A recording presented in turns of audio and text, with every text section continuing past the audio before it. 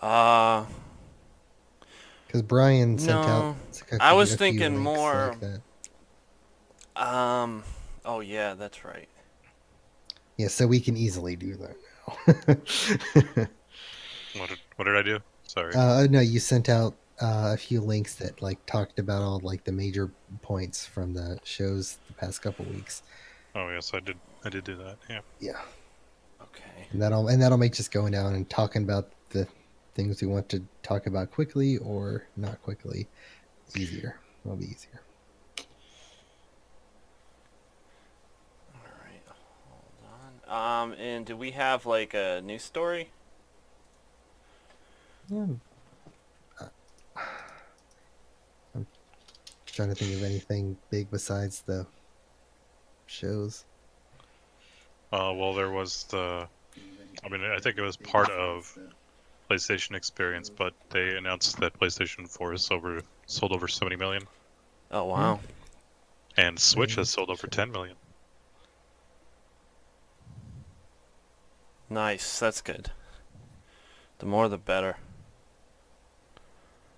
I want Switch to get some more support, so if I buy one, it won't be just Nintendo games, but Yeah, you'll get Mario and you'll get Zelda and you'll get a Metroid and Yoshi will be there. Um, Pokemon. oh on the yay. Switch. Yeah, they announced a real Pokemon game for Switch. Word up! Yay. Yeah. Hey, I gotta disconnect for a second. I got to update for another So I won't be able to hear 15 you for a second. I minutes. just want to That's listen cool. to the stream before we get going.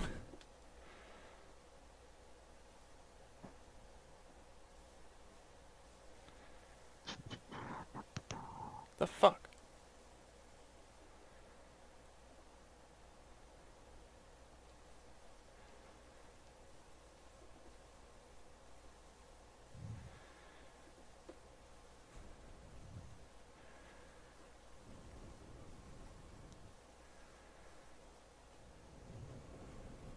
Yeah, Injustice 2 is free this weekend.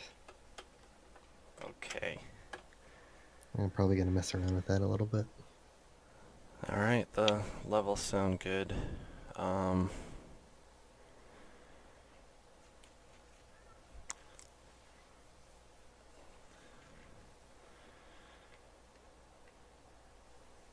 Now, I would like, as far as the Game Awards, I kind of just wanted to discuss, like, maybe some of, like, the winners and, like, just the Kojima thing, because it wasn't, well, maybe some of the announcements too, but I figure generally we'll spend most of our time talking about PSX.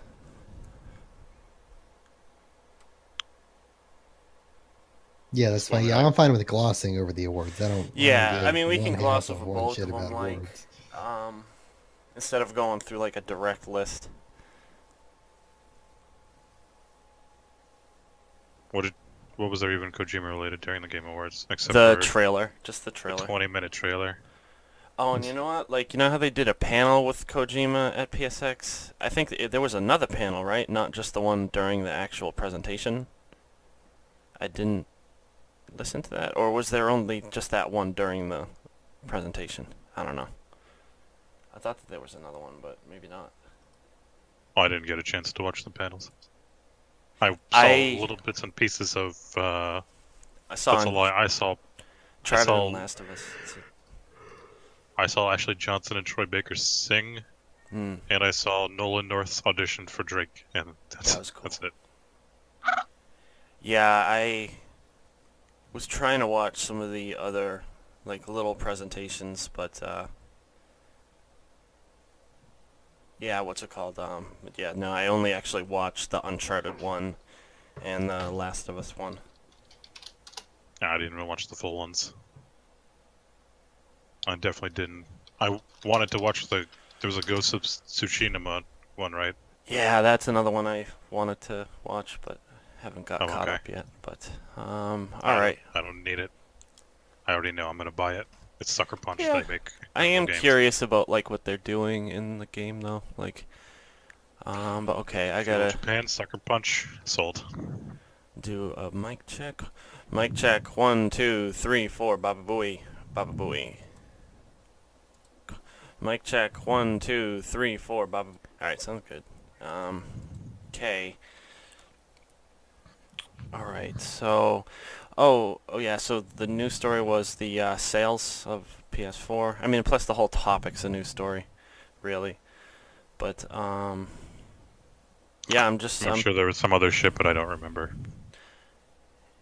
Yeah, I mean, there were some announcements like from PSX. I don't know if they are going to be on this website. Because, let's see. Because there was one I wanted to mention about, like, because I don't remember them saying it at the show, but I read it on PlayStation Lifestyle that Killing Floor is getting a VR version, or VR game, like a full-on VR game, and like I don't know if they announced it at PSX, like in one of the side show type things. Also, there's some other games that they talked about too that it doesn't seem like it's on this website, but oh well, I'll just like try to remember some of the stuff. Damn, actually, this website doesn't have a whole ton of stuff on here. It's just like from the presentation, not from the whole weekend. Because there were more announcements besides just the presentation. Yeah, I couldn't tell you. Because All like right, are they you ready did to they go? did show Guacamelee 2 and stuff. So, but yeah, I'm ready. They had announced that a while ago, though, right? Yeah, they talked some more about it too. And also, I think they showed some more of that game, The Forest, for PS4. So who knows when that'll come out? But that was announced a real long time ago. But like they showed up again, did like a gameplay demo thing, so that was cool. But yeah, we can start recording if you guys want to go on 3. Sure. All right. What? You ready, Jordy? Yeah. Oh, okay. All right. 1, 2, 3. What's up, everybody? This is the PlayStation Lifestyle Underground Podcast. We are an unofficial podcast of the PlayStationLifestyle.net forums. I am Hugo Stiglitz. You can find me on PSN and all the PC, like Steam and all that stuff, as Hugo Stiglitz _420. And Xbox Live is THNK4URSELF. And yeah, you guys want to say what's up? Hi, I'm Jordash. You can find me on the internet and PSN and the comments and forums as Jordash7K.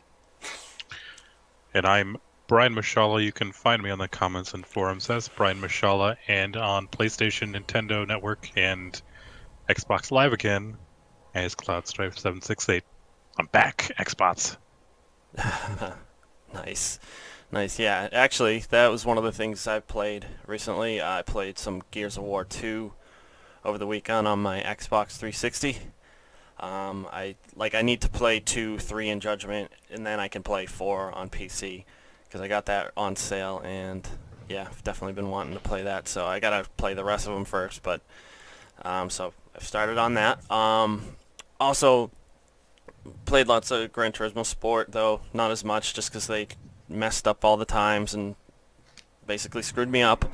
But I did actually finish my playthrough of Doom on PC, and I also played through Doom VFR on PlayStation VR.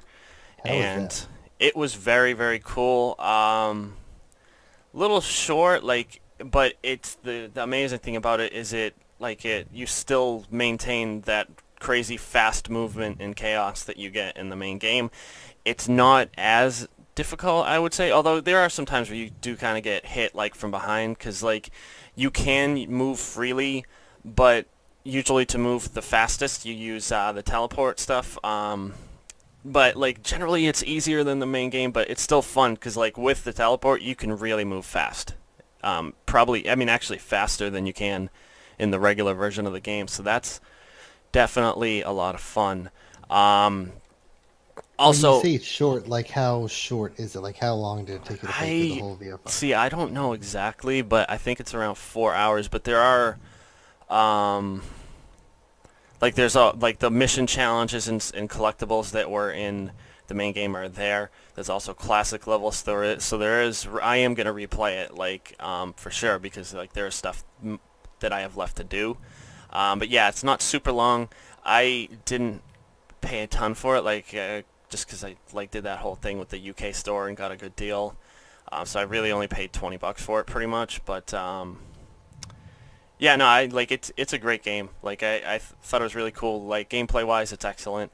Graphics was pretty good. I guess the only issue I had, the field of view isn't quite as wide as some other first-person games, or most first-person games in PlayStation VR, but it's still awesome. And that's probably just to mitigate some motion sickness, which isn't a problem for me. So I kind of wish that they would give options for people like me that don't need that sort of comfort setting type stuff. I'd rather get rid of it. Also, played the Last Guardian VR demo, obviously. It was really cool. It's very short and simple, but just being able to get a sense of scale of Trico and some of the world itself was pretty awesome. Trico is huge, and the world is actually not quite as big as it kind of looks in the main game. Just because the field of view is pretty narrow in the main game most of the time, so it can be a little deceiving how big things are, although it's still crazy big, and you still are, if you fall, you're falling hundreds of feet down. It's just not thousands, which it kind of looked like at times, thousands of feet to the ground. It's more like hundreds.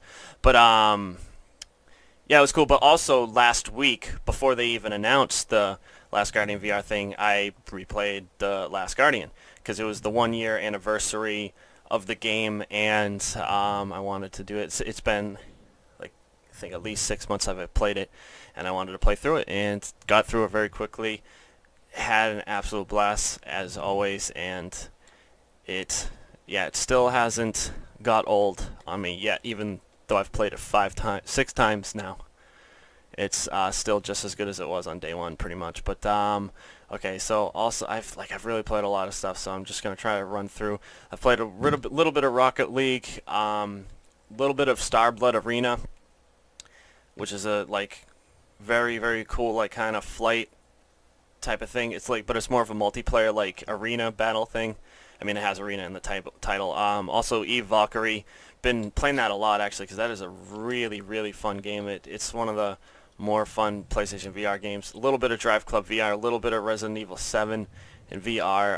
I played this very short, kind of eerie demo thing called Soul Dimension, and I guess it's an episode 0, so there's supposed to be more episodes, but it was only $2 on sale this week, and it had surprisingly good graphics, so that was actually pretty cool, and hopefully they actually do the new episodes. I played a little bit of Until Dawn, Rush of Blood, and I did play through all the way Bound, which was a PlayStation Plus free game, and it has a VR mode, and I was actually really impressed with that. That was super cool.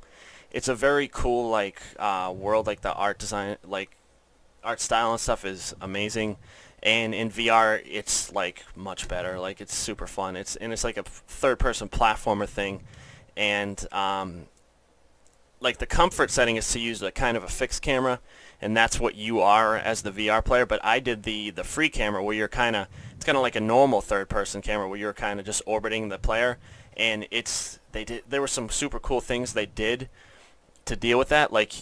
If you wanted to put the camera through walls, the walls would actually open up around you and stuff, and there was all sorts of cool stuff like that. And I mean, that would definitely make some people motion sick, but luckily I'm very resistant to that sort of thing, so I just had a great time. But what am I forgetting? I mean, that pretty much covers it. Also on Vita, I've been playing what's it called? WRC 4, which is a rally racing game on Vita, and it's an excellent one, and some Dirt Rally on PlayStation VR as well. But yeah, that is the end of my huge list of games I've been playing. Yeah, that was a big list of games, but you had a lot of VR stuff to play around with, so makes sense. I've been jumping around a lot, yeah. Yeah. Let's see, I only have 5 games on my list that I've played the last few weeks. I spent the majority of my time playing No Man's Sky. I got the platinum this morning. I still haven't gotten to the center of the galaxy, but I'll probably do that in the next day or two, and then probably be done with it. I've done most things in the game. I just haven't like bought a freighter because I don't know. Like I know you can farm for a bunch more money, but it's just like even going back to the base for like the 3 minutes it takes to grab everything. I hate doing it, so I'm probably just never going to get around to buying the super big ship. Um, I also played a good amount of Ghost Recon Wildlands with a friend of mine. We also have a Madden 18 franchise that we play. I played a little bit of Final Fantasy 9, trying to play through it, but it keeps being a lot slower than I intend to. Like we get started and then just stop after like 10 minutes, which is a shame because it's a great game. And then I also have been playing a little bit of Everybody's Golf, which is nice and fun, simple golf game. It's identical to Top Shots Golf. If you played any of those and you like it, you'll like Everybody's Golf. Yeah. Nothing's like a super fantastic VR experience like Hugo. So Speaking of yeah. golf, though, I did actually get 100-foot robot golf, which is a VR golf Yeah. game. I mainly got it for the corgis. There are corgis in it. I don't know how they're involved in it, but they're involved somehow. I'm a sucker for corgis. And who isn't? Damn right. My dog would Yeah. be very happy to hear that, If that was my, because she is one. oh yeah, I have a dog now. I have a Labradoodle puppy, Sweet. and he is just full of energy. Of course, he's asleep right now, which is perfect. But oh my goodness, it's uh, yeah, he's a handful, but he's all right. Puppies are all right. Yeah, they're all right. Nah, they're awesome. Yeah, I'm done. I'm done. All right. I'm sorry. I was bracing myself for another 20-minute monologue about games. I already derailed and started talking about a puppy, Yeah, so yeah, that's that's what fine. I'm here for. Yep. Okay. What have I been playing? A lot of Assassin's Creed Origins for me. I actually finished that and platinumed it not too long ago. Definitely my favorite Assassin's Creed to date, which says a lot, probably because it's the least Assassin's Creed-like game compared to the rest. I've been slowly working my way through Neck 2 and finally beat that. Since knocking out Assassin's Creed, I've started working on South Park: The Fractured Butthole. As I mentioned earlier, I got a good deal on an Xbox, so I picked one of those up and have been playing, mostly as ridiculous as it sounds, Fable Anniversary, which is a 360 game on my new Xbox One, but a little bit of Cuphead as well. Yep. And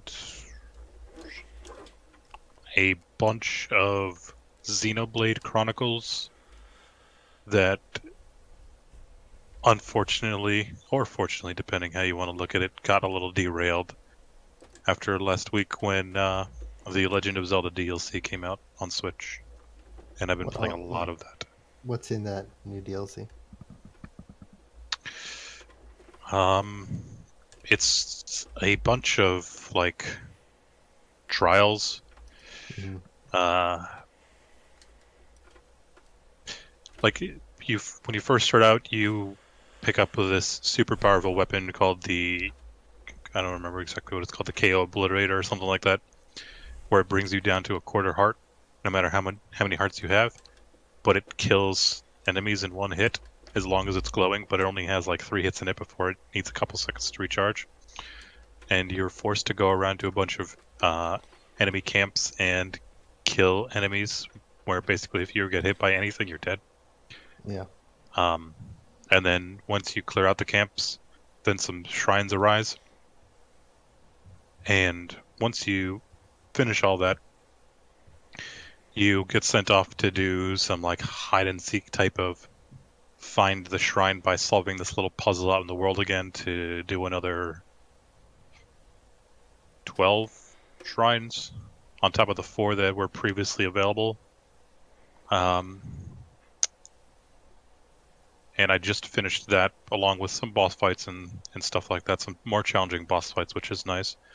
And then I don't know what's left. I have one final challenge that I basically saved right in front of for basically this podcast tonight, so I'll be able to update later, but everyone knows by the time I finish it, I'll be riding a fucking motorcycle. All right. Nice. So far, really fun though. A couple really annoying shrines, but for the most part, really awesome shrines, which were great.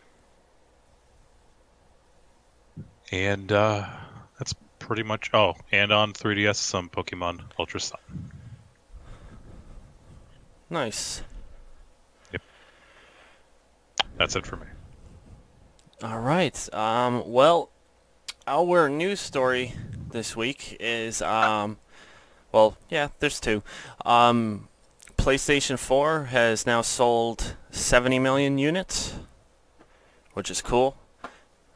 It's a lot of consoles, and Switch has sold 10 million units, which is great. I mean, hopefully that means there'll be even more of a future with the Switch. In 9 months, it's 3 million short of matching Wii U's lifetime sales. That's pretty funny. And Wii U came out in 2012, I think. Yeah. Yeah. So, people like Switch. I like my Switch. Yeah, I mean, to me, it's a much better idea than Wii U, but yeah, I'm glad to see it succeed because there does, Yep. for me, there needs to be a replacement for the Vita sometime down the line. Although I still love using my Vita, but it's like the Switch, you can play legitimate full console games on, like Zelda, and that's pretty awesome. So And Skyrim. I'm interested. Yeah. And Wolfenstein 2. Oh, that's one bummer about it being like Skyrim, because it's like I know I'm gonna play the VR version, and I doubt that there will be a cloud save thing of any sort, and there really should be, because Skyrim's too long to be like playing two saves at once with, you know. Yeah, there's not only no cloud save, but even if there was, it would not work cross-platform. Yeah, yeah. I mean, they could find a way to work it out. Like, if it was their own cloud servers, like, there would be a way to do it, I'm sure. Because I forget what other game has done that, like, to where it didn't matter what platform. But, yeah, I mean, it's like they have so many versions of Skyrim, but no cloud save feature of any kind. It's just weird to me. But, whatever. I mean, I guess it is a little complicated because, you know, like a lot like Bethesda games, you can manually save like 1,000,000 times or whatever. So I don't know if that complicates things, but whatever. But yeah, those were our two news stories, right? Yep. Other than the topic, which is the Game Awards and PSX. Now we'll start with the one that happened first, the Game Awards. Now. It'll be a shocker, but Zelda won Game of the Year. Who didn't see that coming? Yeah. Who'd have thought it with a name like that? Yeah. I mean, I was just happy PUBG didn't win, you know, like, because they are kind of a popularity contest, that Game Awards thing, and they gave it to a multiplayer-only game last year, so I was just glad they didn't make that mistake this year. But, other than that... Well, if PUBG was a game that was technically released, I would be less upset if it actually won, but it's an early access game. I don't necessarily know if that should count. I'm one of those people. I would either way, just because, like, the amount of effort that goes into a game like Zelda Breath of the Wild compared to any multiplayer game is just, like... I feel like it's unfair to even nominate a multiplayer-only game, but whatever. Popular. I was okay with Overwatch last year. It was my game of the year over Uncharted 4 easily. This year, of course it was Zelda. Even if it wasn't one of my favorite games in the last decade or more, it's clearly even excluding something like Horizon, which was also really, really good, and will probably win, PlayStation exclusive game of the year. I'm not even sure if it did. I haven't seen that yet. I mean, I Well, am scrolling there through will be more. the winners right now, I don't but think I don't think the Game Awards did console specific oh, they best used to. of. Just I know they used to, but I guess not, well, I'm huh? just talking about with publications like PlayStation Lifestyle and IGN and Kotaku and Oh whoever yeah, else. They sometimes do that sort of thing. So I'm sure Horizon will win.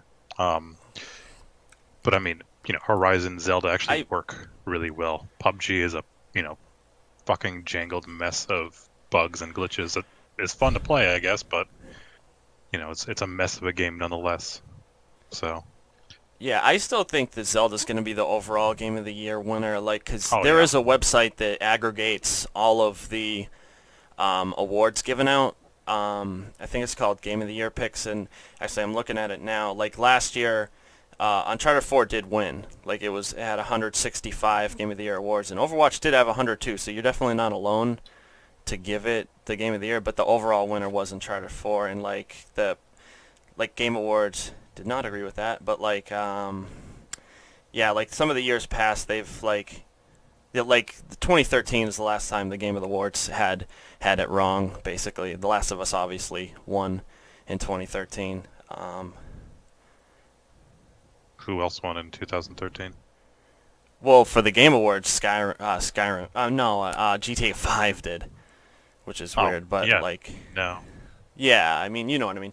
But all right, so back to the current Game of the Awards. But like, I'm still expecting on that website that Zelda will have the most awards by the end of the year. I mean, hopefully Horizon's at least in second place. I'd hope, but we'll see what happens. But best game direction is Zelda again. What's cool to see Wolfenstein 2 nominated and Horizon obviously. Best narrative. This one was kind of funny to me because although I absolutely love the game, I didn't necessarily agree with it having a better narrative than Hellblade or Horizon, which is What Remains of Edith Finch. It was a fantastic game. I do recommend it to both of you guys, but yeah, that won Best Narrative. Now, Best Art Direction, this is another one I disagree with Cuphead. Like, I just feel like taking... Just because it's the first time it's been done in a game, it doesn't mean that I don't really feel like that deserves the best art direction. Like, because it's just Disney's art style copied. You know what I mean? Like, I would rather seen Destiny 2 get that award than Cuphead, to be honest. Because at least that's something like there's actual art direction involved instead of just using someone else's style. I wouldn't say it's someone else's style. I've been playing a little bit of it. I got it for cheaper because of the Game of the Year award sale, Mm-hmm. obviously being nominated, and it extends beyond the Disney style. It's just the style of all things in the 20s and 30s, and it goes beyond just the way it looks, the Music. the music, the sound, the muffled in a tin can talking, the art stills like screenshots and not screenshots, but like it's not all a movie. It's like stills that tell the story and stuff like that. Hmm. The way everything moves like it did, all cartoons did in the 20s. It was I haven't played a lot of it, but from what I played, it was fun and enjoyable, and it all feels like you're back in time 100 years. I can see why it won just because it was original. It was new.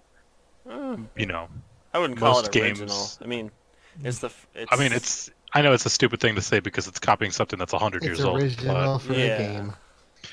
but I mean, it's unique and it's different, and it's even with certain art styles, they tend to get reused. Like cell shading Yeah. was all the rage because a couple games did it, and then a lot more games started doing it and became pretty big as a result. Mm-hmm.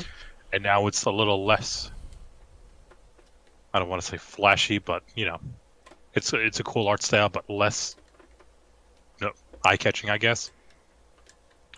Whereas with Cuphead, it's been like that from the get-go. I think where people have been paying attention because of the way it looks and the way it played and everything. I don't Yeah, know whether it should win Best Art Direction, but I can see why, having played it personally. fair enough. But it was like all 5 nominations for that category were awesome this year.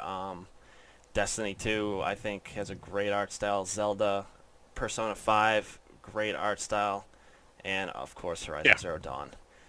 and Best Persona music, 5 was pretty good too. I'm surprised. I'm a little yeah, surprised that didn't win.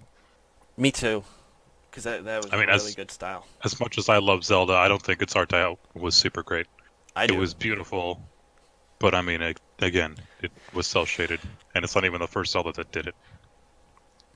See, when I see Breath of the Wild, I just feel like, because what limitations they had to work with, considering it's kind of like a last generation title almost, graphically at least, it's for them to make it look as good as it does is really amazing, and there's some really good thing. I mean, actually, it kind of reminds me of the Last Guardian in the way that there are certain aspects of it that are absolutely this generation, but then some that are kind of rooted in the last generation. But overall, it manages to look absolutely incredible. So I really like Zelda's art style. But all right, so back to the awards.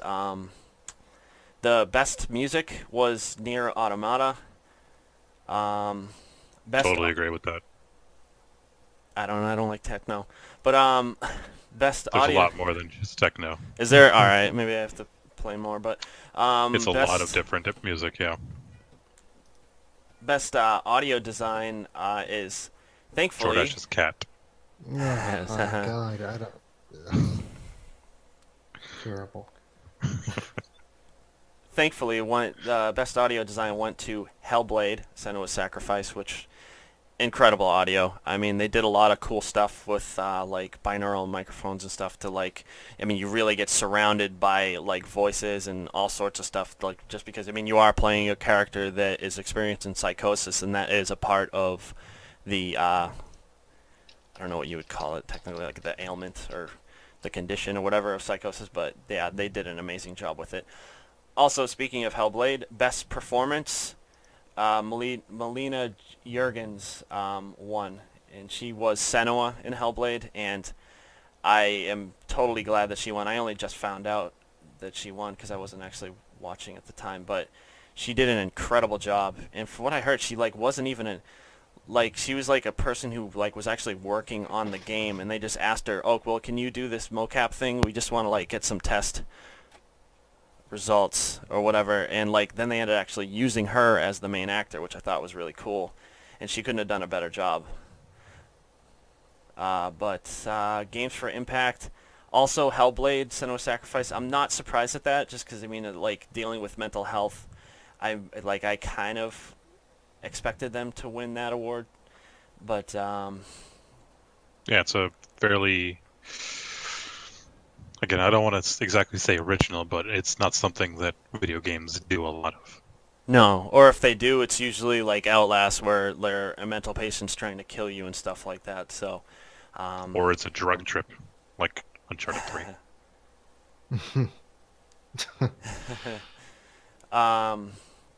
Okay, so best ongoing game, Overwatch. Best mobile game, Monument Valley 2. That's odd. Isn't that like a cell phone mobile game? Oh well. And Oh, I think tablet. they all are. Fire Emblem Heroes is as well, right? That is No, a mobile game, yes. no 3DS games. What the hell is that? But all right. Oh, okay. Here it is. I'm sorry. Best handheld game, Metroid: Samus Returns won that. So that's cool. I'll agree. It was a really good game. Is that a remake of some other game or is it a new Yeah. one? It is a full top to bottom Ratchet and Clank for PS4 type of remake of Zelda or Metroid 2, which was a Game Boy game. Yeah, the original Game Boy one. Okay, that's what I thought it was. Yep, it is really good, Sweet. really good.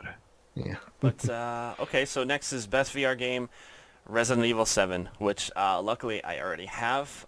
Also nominated was Super Hot VR and Farpoint, which I don't have yet, but I will definitely get at some point. Look pretty cool. And actually, there's a Ready at Dawn game nominated. It's called Lone Echo, but it's only for Oculus, which is a bummer. It's like, man, if Sony didn't like ditch Ready at Dawn because of the whole Order not selling a billion copies, that's like another game we could have got from them that would have been really cool on PlayStation, but oh well. Yeah. Shit happens. Best action game, Wolfenstein 2. Sweet. Best action adventure, Zelda. Again. Shocker there, yeah. This is kind of funny though, like, best RPG, Zelda's not even nominated. Persona 5 won.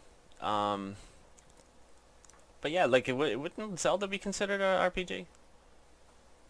Wasn't nominated though. It's Like, they probably just didn't want to put it in every category. Fair enough. and it's hard. I have a problem with what people consider to be an RPG and what is not an RPG. I guess I'm kind of a snob, and I find, I consider traditional RPGs like you level up, you gain experience, you have your dice JRPG rolls. stuff and MMORPGs like World of Warcraft. Those are the American Western RPGs. I just Yeah. think RPGs, yeah. well, I just think of like Dungeons and Dragons inspired RPGs, like Yeah, you dice require rolls an and- experience bar in levels. and the dice rolls are important. Got to roll that 20. So that's why I don't necessarily consider Zelda an RPG. I can, I guess, see why people would, given the whole, you're role playing as Link trying to save the world, I guess. But then almost anything could be an RPG in that sense. So Yeah. I mean, yeah, they're not very specific with it. Although their nominees do seem to lean towards the more traditional type. Well, except for Final Fantasy 15, that's not really a traditional RPG. Best fighting game, Injustice 2, which Which is free this week. Injustice 2? Yeah. What? I downloaded it a couple hours ago. It's free this week. Or not like free to keep forever, but it's for 1 week. It is free. Oh, so you could play through the campaign this week? You can play through like the first 3 chapters of it, Oh, which doesn't okay. sound like a little bit. It's a lot better than the Marvel Ultimate Alliance free weekend last week, because all you could do not Ultimate Alliance, Marvel vs. Capcom Infinite. It was free for the weekend, but all you could do was random matches online. So you couldn't say I want to play online against my friend. You couldn't do that. But Injustice made it a point this week to be like, yeah, we have a free week for more days, and you can access every single game mode and do whatever you want. So I'll be messing around with that this weekend a little bit for sure. it is also on sale this Yes, it is. right now for $25 on the PlayStation Store. Interesting. If I hadn't decided to boycott NetherRealm's games after the abomination that was Mortal Kombat X on PC, I would be very interested, because their games are good. I'm just not going to buy games from a company that doesn't let you keep your save progress. But okay, best family game, Super Mario Odyssey. Yeah. Best Totally agree. strategy game, Mario and Rabbids Kingdom Battle. What were the other even nominees for that? Total War, Warhammer 2, Halo Wars 2, XCOM 2, and Tooth and Tail. And I'm glad XCOM didn't win, because I played one of them and hated it. Well, A lot of people like doesn't XCOM. make I sense didn't to get me. into XCOM either, and I like a lot of strategy games, but XCOM I just didn't really care for. Oh, So I actually got Halo Wars on Xbox, so I will Give us see a what that's rundown. all about one day. I haven't played it yet. Yeah, tell us why it's such a loser and didn't win. I got Halo Wars 1 on Xbox, not 2. But it's funny to me that XCOM didn't win, but Mario and Rabbids did win, when Mario and Rabbids is the child version of XCOM. Yeah, I mean, it's less a deep. It's still a pretty deep game for being a Rabbids game, but still, it's not nearly as deep, obviously, as XCOM, but it's interesting. I'm not disagreeing. Mario and Rabbids was a really fun game and really enjoyable, and made me hate Rabbids a little less than I did before. So that's good. All right. Well, next, best multiplayer game, PUBG. Which is kind of, Well, I guess that's not I surprising mean, since it got that's what nominated everyone on for. PC plays. That's the only Yeah. thing people even play on PC anymore. I guess aside from like Overwatch, also. Well, So, that's all they have to play because they ain't got yeah, no they got shit. exclusives. They ain't got Yeah. nothing. No games on PC. Peasants. And you could get it on Xbox now too. Oh yeah. Apparently As the of performance is 2 pretty days bad ago. though. I'm not surprised though. Well, the performance on PC is pretty bad. Yeah, I heard that too. Most anticipated game, The Last of Us Part 2, which kind of annoys me that it's even nominated considering it's not coming out next year. Like all the other nominations are, presumably. Like I mean, I thought there was a rumor that Spider-Man was coming out like in the summer or something. God of War is definitely coming out early next year. Monster Hunter World is coming out next like month. Red Like Dead a month or Redemption something, 2 yeah. will probably come out next year. Like, I mean, I would assume so since they originally said it was coming out at the end of this year. So then there's just one 2019 game in there. Whatever. Naughty Dog will have to deal with the ramifications of that pretty much. Of people, where is it? Why isn't it released yet? Why isn't there a release date? Is like, but anyone who, has a brain would know that that game was never coming out in 2018. But Especially since Naughty Dog games tend to come out in the summer or the spring. Yeah. yeah, yeah. All Uncharted's, except for the collection and The Last of Us, all came out earlier in the year. Well, Uncharted 3 did come out in November, but that's That's about right. it. But best independent game, Cuphead. It was cool to see What Remains of Edith Finch and Hellblade nominated, though. Best student game, Level Squared. Don't know what that is. Trending game. I mean, who cares? Doctor Disrespect. I don't know who the hell that is. He cheated on his wife. That was a breaking news story today. Sweet, Just so you know. sweet. Spent too much time playing games. That'll be fun for him. Best esports game, Overwatch. Best esports player, Lee Sang Hyok Faker. That's Okay. an Overwatch guy, I believe. Best esports team, Cloud9. All right, now we're getting to like the character. Best debut indie game, Cuphead again. Best Chinese game, JX3HD. Okay, that's the end of the list. Finally, yay! Now we can stop talking about this. Thank I God. want to talk more about Chinese games and Faker and that League of Legends. Because we love No. MOBAs around here, don't we? Thanks. Well, I think Jordy does, doesn't he? I only watch a little bit of stuff on Twitch. Like I'll watch Rocket League sometimes. I like watching the Oh, Hot he Tub said tournaments MOBA. since I'm playing some MOBA. Oh, yeah, I've played like a little teeny tiny bit of League of Legends. You like that LOLs? Ugh, no, I hate it. Yeah. How Yeah, about I the like it's Paragon? just. I did like Paragon, but also I quit playing that because it just made me rage so hard because they're fucking MOBAs. Yep. Yeah, I don't mess with that. Yeah, that's why I can't do multiplayer stuff. I'll get too mad when everyone is not playing as perfect as I think I'm playing. So, Isn't that game you really like Battleborn kind of MOBA-ish? it is, but I don't play the PvP stuff. I play the PvE stuff. And even when the rest of my team sucks and isn't as good as me, I can like still like just be good and then kill the boss while it's still scaled to 5 people when they're all dead. So, it's fine. So that's fine by me. Like I'm good enough to just like not get screwed when everyone else dies. So in Battleborn, only in Battleborn. Are you Sweet. shocked it did not win Best MOBA? Well, not in this year. because it came out last year. But Yeah, it's not with that fun. big winter update in January, it's practically like it was a new game, so it could have been nominated.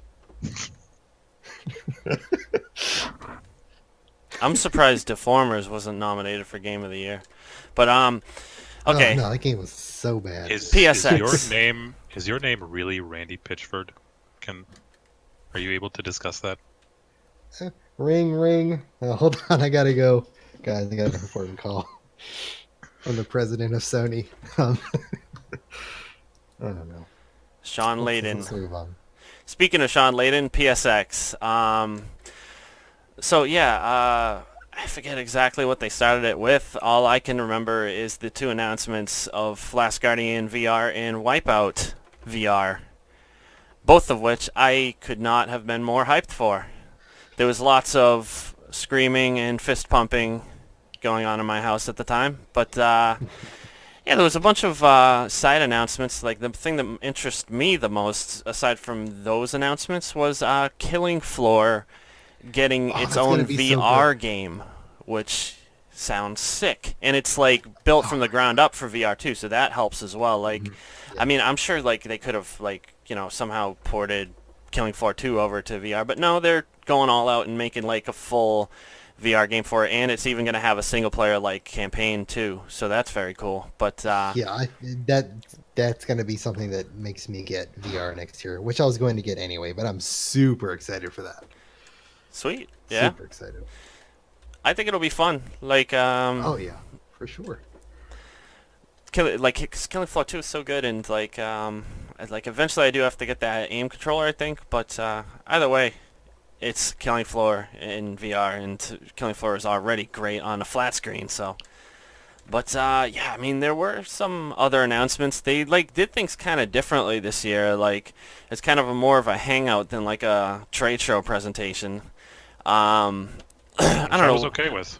Yeah, It was fun to see Herman Hulst and Oh, yeah. Cory Barlog just shooting shit and making Very fun cool. of the fact that like him and I don't remember the guy from Quantic Dream saying, "Oh yeah, our games took 7 years," and Cory Barlog saying, "Oh, God of War's only 5. I can guess I can delay it 2 years and still That's be not okay." funny.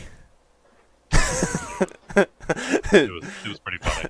Yeah, it is. Because I do believe he'll get it on in time. But, like, speaking of Corey and his little game, what's it called? Man of War?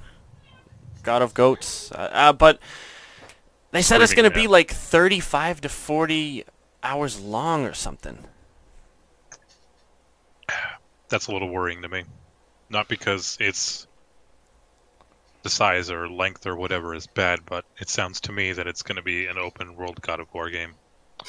And I think I've said before, I'm getting open world fatigue in games. Yeah. Me too. Although you say that, and then you always like go and play more open world games, but Yeah, I'm a I don't know what to fucking think hypocrite about it. still. Um, I don't know what to think about it. Like on one hand, it could be epic. And I kind of have faith that it will, just because you can tell right from the first trailer that it is very much focused on the story, and and it's also like super high quality. And typically, those are the open world games I like the most, the ones that are more like a linear experience, and that the story is just excellent, and the actual like gameplay and level design is also more like controlled and linear, like as opposed to the kind of chaotic like mission structure of some open world games, and just like the general like there's lots of times in a lot of open world games where you're doing stuff that you don't necessarily want to be doing, or you're not excited to be doing. And I feel like the best open Yeah, world there's a games lot are the of ones that make it more linear and more like a linear experience in an open environment. And I feel like that's what God of War will be, judging by the trailers. Yeah, I hope it's more. I honestly hope it is more Horizon and less Zelda in that regard. Exactly. That's what I was thinking too. but I assume it's not going to be anything like Zelda. It looks like they have a story to tell, and as much as I love Zelda, it has very little story going on in the game. Whereas Horizon, Hmm. while being a lot, I personally thought a lot, not a lot worse, but a much nowhere near as good of an open world as Zelda, had the far superior story. So I hope it's more similar to that, especially since Horizon did end up being like 40 odd hours to the platinum. Yeah. Like I didn't think Horizon had a bad open world, but like I would say Zelda is the one that you could more get lost in for 100 hours doing nothing, while Horizon's still super fun just because like the combat and fighting robots is super fun. Also, the map is really well designed and stuff like that. But yeah, in general, I get what you mean. Yeah. Um, but yeah, like so that was a surprise to me, and it's definitely going to be interesting to see how that turns out. Like, because that is like a very unique for the God of War series. But I mean, the game in general is pretty unique for the God of War series. Although it's like every trailer I see with combat, like it really does look to me like it's regular God of War just with a different camera perspective. So it's like I don't know why some people are so angry with the changes that have been made for this one, but whatever. Hate is gonna hate, and they're probably gonna play the game anyways, and pretend like that they were right all along, even though they'll really know that they weren't, because I think it's gonna be a good game. But okay, another VR announcement: Firewall Zero. I mean Rainbow Six Siege VR. Um, yeah, it's called Firewall Zero Hour, and that's pretty much what it is. It looks just about exactly like Rainbow Six Siege in VR, and that seems cool to me. I mean, like I've played a little bit of Siege, not the hugest fan, but like in VR it could be pretty damn fun, I think. But we'll see what happens. Yeah, it was definitely one of the more interesting games that I saw. So do you have any like highlights from the announcements or what they showed? Like other than Guacamelee 2, they showed more of that. Um, Soul Calibur 6. well, that was a Yeah. little less exciting because that was during the Game Awards first. Yes. So was Death Stranding, but we'll get to that in a little bit. But yeah, Soul Calibur was a huge thing for me. I think I mentioned not too long ago that I had that major Soul Calibur itch that was only partially scratched by Tekken 7. So I'm Mhm. super excited for more Soul Calibur. Yeah, Soul Calibur 5 was like I didn't love it. Like the Yeah, one I no. played the most was Soul Calibur 2, hmm and that was a goodie. So Um, yeah, but let me guess, you played on PlayStation with your Hayachis? uh, uh, I didn't use Hihachi, but he was there. I played it on GameCube, so I could play the Link, Yeah, of course clearly. you did. Of course I did. That was one of my favorites. I also really liked 3. And I still have Soul Calibur 1 for Dreamcast somewhere Yeah, yeah. upstairs. Wasn't there one on PSP? I don't know. Broken Destiny. That's right. Never played it. Yeah. My There was something else really excited in there, but I have to look it up because I forgot it. For So me, yeah, one of my most anticipated highlights, anticipated games, big highlights from PlayStation Experience. This is gonna sound crazy. Donut County. What's I that? didn't watch. I didn't watch the trailer, but that seems like an interesting concept game thing. Yeah, What? where What? you just have the hole and you try to suck things in, and the hole gets bigger. It's like Katamari, but with a hole instead of a ball. Yeah. What the hell? And there are more puzzles that you solve throughout sucking things down in your hole. I don't know why, but it just looked really interesting and fun, and it was set up hilariously with the trailer, Hmm. with the cats talking and stuff like that. Yeah, I don't know. Interesting. I'm pretty excited about that one for some reason. It looked really fun. No, you're not too crazy for thinking that. You're fine. You're on the level. Thank you for reassuring me. Yeah. I'm not losing it just yet. Did you So, ever have it? I guess the other blast from the past announcement is Medieval being remastered. What did Yeah, you that's a guys think? little. Did you play that? I never played that, so I don't care. Me Yeah, neither. that's actually only one of the blasts from the pasts announced at the towards the end. I don't know if either of you played the Monster Hunter World beta over I the did. weekend. Oh, I did not. I forgot it existed. Oh, you snooze, you I did. I lose. suck. Yeah, actually, I was excited for that too. I'm I'm intrigued by it. I've always been really intrigued by Monster Hunter games, but was never able to get into them because the control scheme was so terrible on PSP and then 3DS. But being able to play with a DualShock 4 kind of really intrigues me. So that and having a little Mega Man next to you is kind of hilarious. See, I thought the control scheme in this was a little annoying, but I actually did have fun. Like, it was fun, like, chasing around a big-ass monster with some other people online. I did all 3 quests. It was fun. Definitely could play that at some point. So yeah, also, in the middle of the show, they played a video game called Detroit Become Human, and I really enjoyed that whole segment. It was cool to see like what the gameplay would be like, and also I thought it was pretty cool how like they had the audience shouting answers and stuff, and I enjoyed it because I hadn't seen any actual gameplay of the game yet, and I've been looking forward to it just because I was a big fan of Heavy Rain and Beyond Two Souls, and this game definitely looks way more like Heavy Rain than it does Beyond. Also, the graphics were insane, but what do you guys think? I didn't watch it. Like it just looked like it looked basically like a Telltale type game thing to me. So I said, skip it. I don't need to watch a video of this. I kind of zoned out myself, yeah. I mean, I'm not that it looks fun, it looks enjoyable. I never played Beyond, but I loved Heavy Rain. So I'm definitely intrigued and curious by it, especially the stories and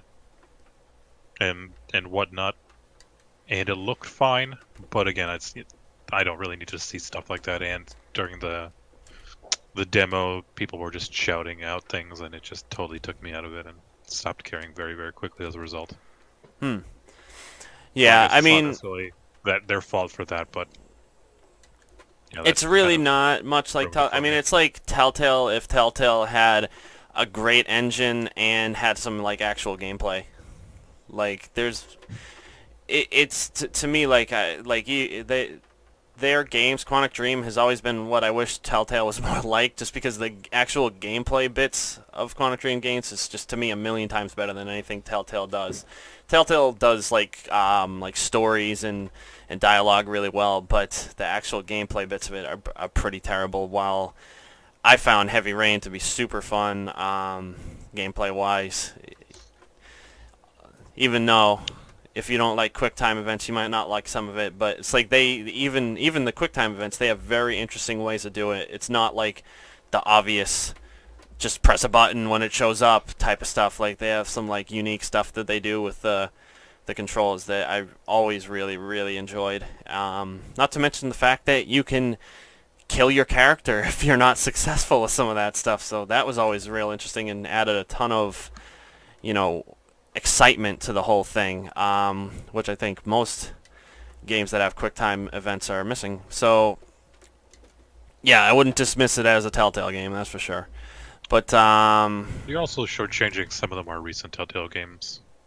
Guardians of the Galaxy was weirdly full of gameplay, like exploring and using hover boots to go different levels and do things, and same with Batman. It was a little more action-packed while you were doing investigations, obviously, as Batman. So there's more gameplay in more recent Telltale games, and at the same time, I wouldn't even say Horizon or Heavy Rain. I don't know about Beyond, but Heavy Rain had a lot of gameplay. It was walking around yeah. QuickTime event. pick up and look at stuff, that sort of thing. There's lots They're of somewhat investigation similar. and stuff like Yeah. that, and I mean, even some like puzzle and platforming type stuff too. Well, what's it called? Like I've never played anything like that in a Telltale game, and either way, like even the most basic stuff like quick time events are just done at a better quality in Heavy Rain, just because that engine, you know, it like it Oh yeah, Telltale freezes. Engine is terrible. Yeah, I mean, like during times where you need to do quick time events, it often freezes when it has to do cuts to a different like camera angle and stuff, and like it's just jerky and Yeah. weird. And yeah, nah, Quantic Dream's engine is pretty much Yeah, flawless, so not it gonna, doesn't suffer from that shit. can't argue with that one at all. Yeah. Yeah. That's one Um. of the worst things about Telltale's that jerky scene cutting. Terrible. But Although it has gotten better, thankfully. Guardians of the Galaxy was pretty good. Not flawless by any stretch, but pretty good. I mean, yeah, they're still enjoyable games. But yeah, okay. So what do we got next? Oh, Death Stranding. We got to talk about it. Yeah, that trailer is confusing, but also, I don't know, to me, very intriguing. I mean, I'm a sucker for weird sci-fi stuff like that. I like Kojima's crazy mind and the stuff he comes up with, so I am very excited for it.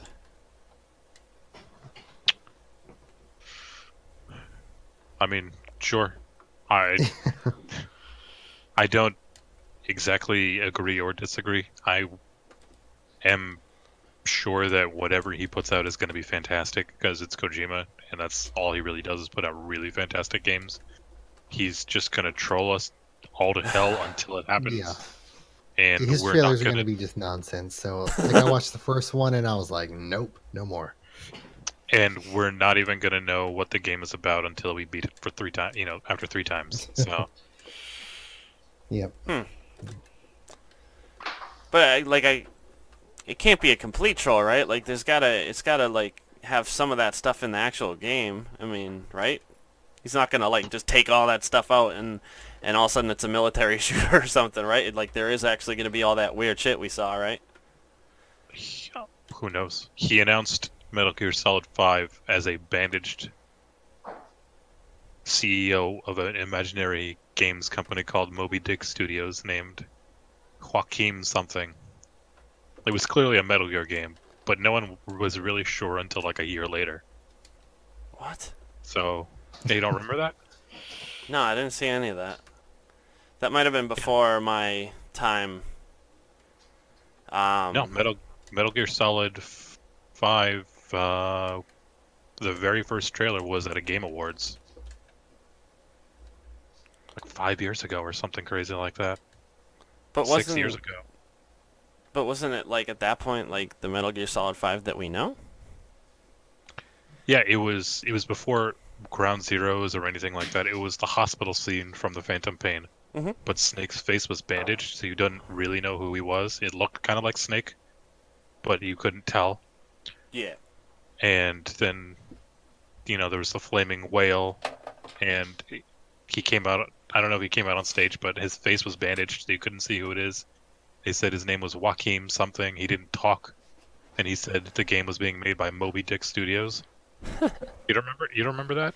No, didn't see any of that. Like You should. it must have been like 2012 or something like that, because I hadn't been paying attention to stuff like that until like it wasn't until like the PS4 announcement conference that I had started watching anything like that. Also, I hadn't played Metal Gear Solid, any of them, until 2014.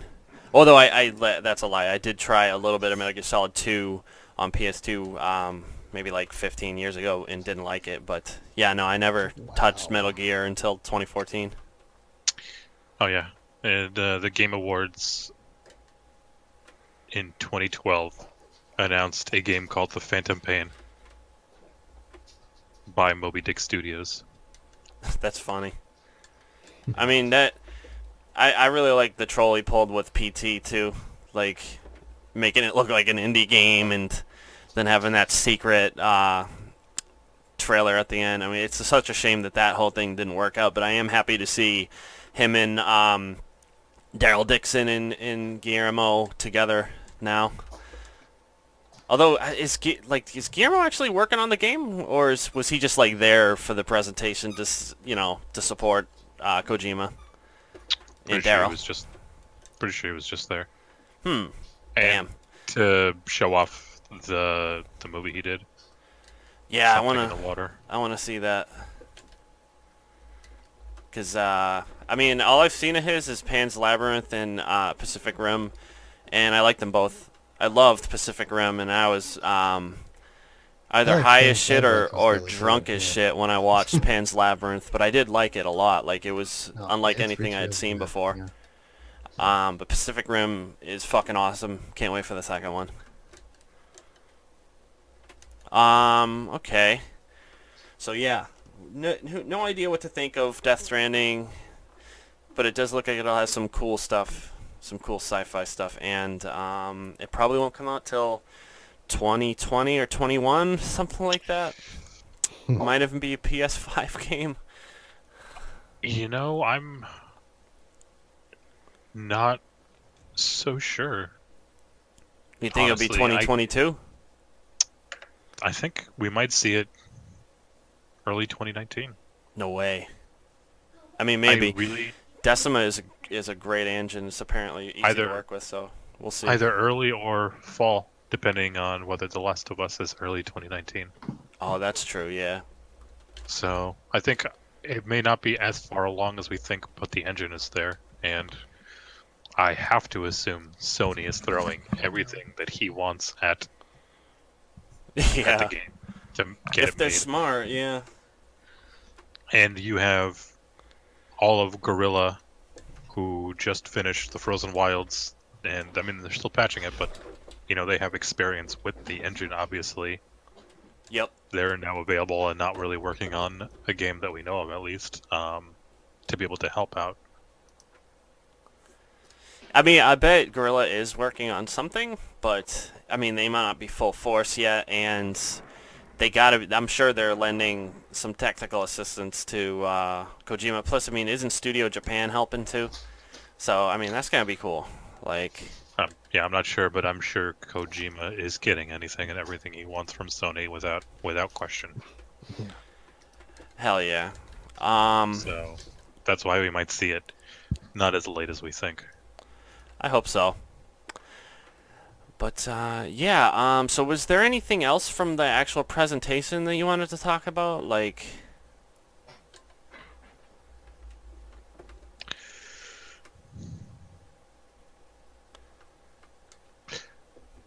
Now, there wasn't necessarily anything specific that was announced or discussed, but despite the fact that it was different instead of the keynotes that we've had in previous years, I actually liked the way they did it. Like we discussed a little earlier with them just shooting the shit, developers and messing around and talking and having fun.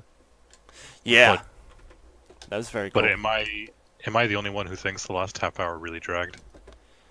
No. I also thought Greg Miller was very annoying. Oh, that was even after the whole thing. Oh, it was? I thought he also came out during the conference.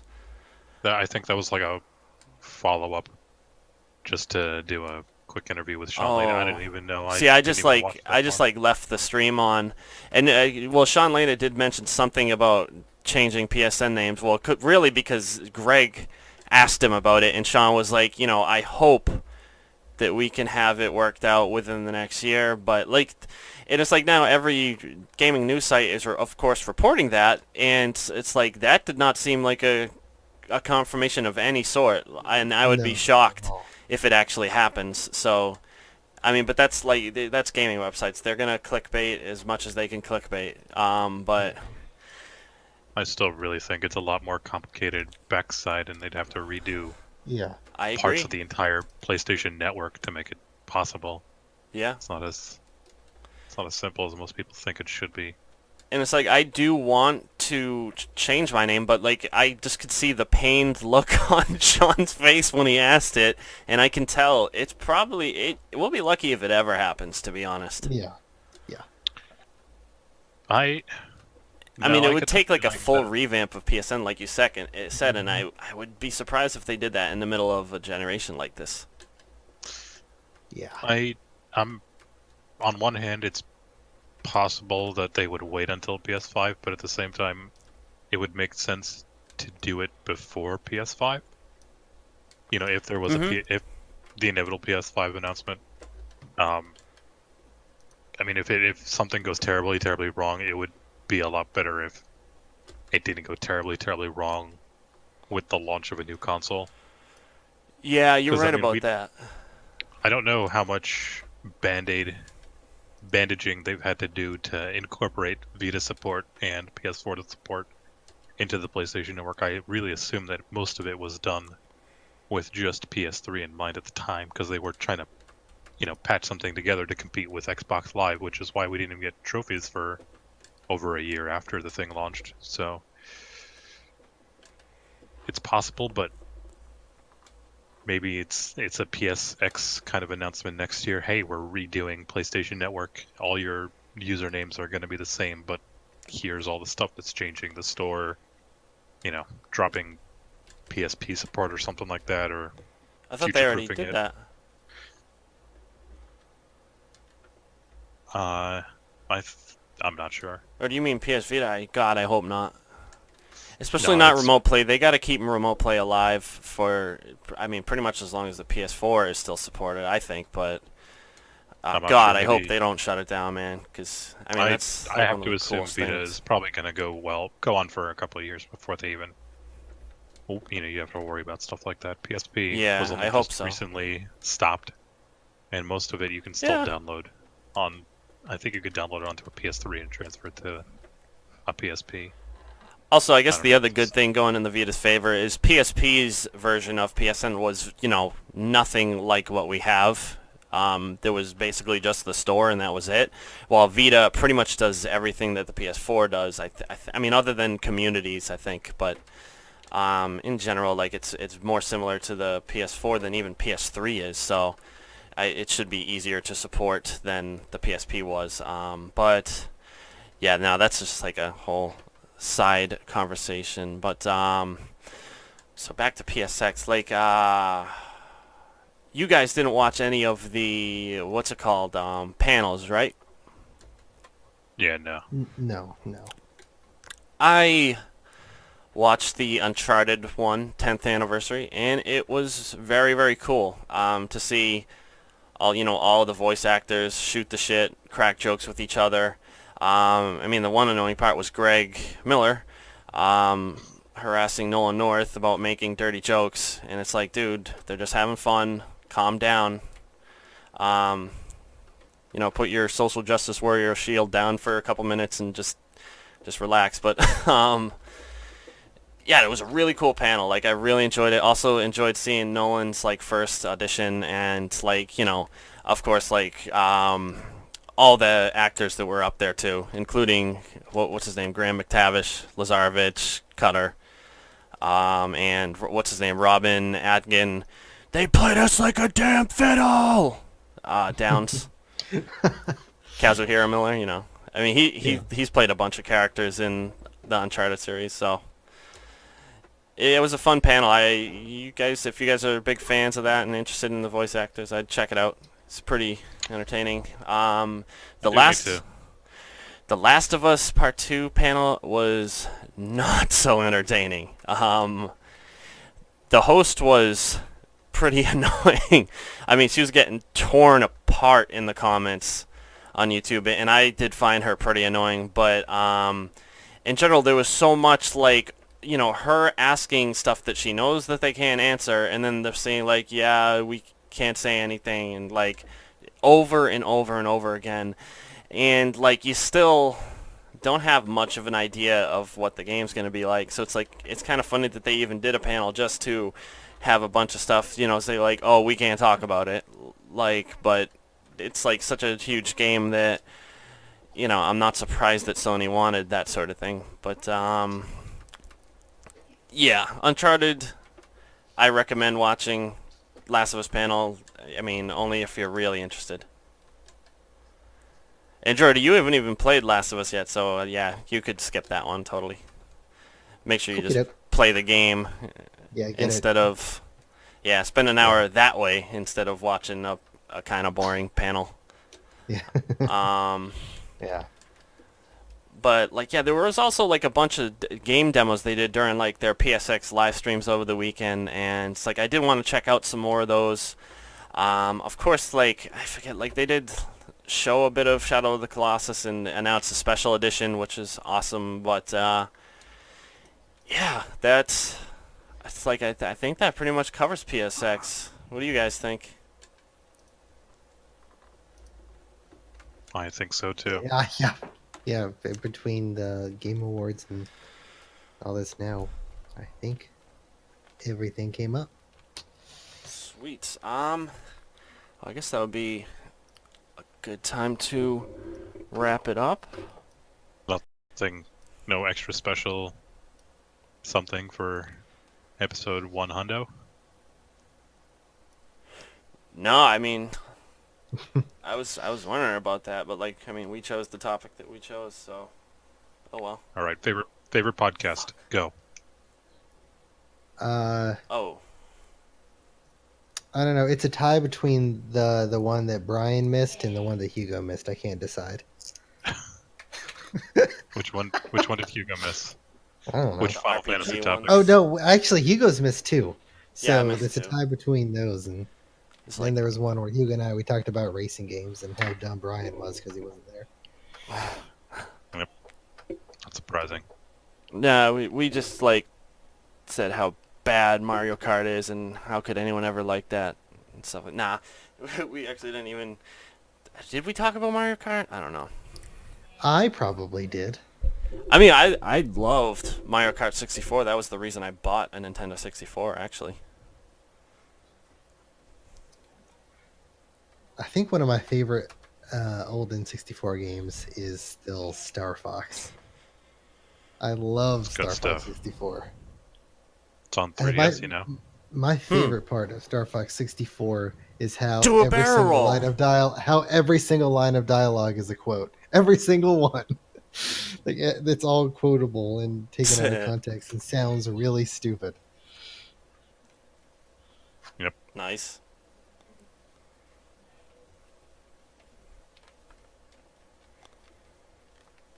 But okay, that.